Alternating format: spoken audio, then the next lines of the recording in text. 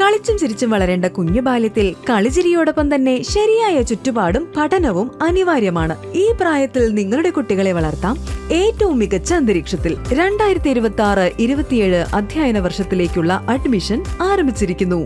അന്നദാന പ്രഭു നേരിട്ട് ഊട്ടിന് വിളമ്പാനെത്തുമെന്ന് ഐതിഹ്യം. പാഞ്ഞാൾ ലക്ഷ്മിനാരായണ ക്ഷേത്രത്തിൽ തിരുവോണോട്ടിൽ ആയിരക്കണക്കിന് ഭക്തജനങ്ങൾ പങ്കെടുത്തു. ഭഗവാന്റെ പിറന്നാൾ ദിനമായ തുലാമാസത്തിലെ തിരുവോണം ദിനത്തിൽ പാഞ്ഞാൾ ലക്ഷ്മിനാരായണ ക്ഷേത്രത്തിൽ നടന്ന തിരുവോണൂട്ടിൽ ആയിരക്കണക്കിന് ഭക്തജനങ്ങൾ പങ്കെടുത്തു.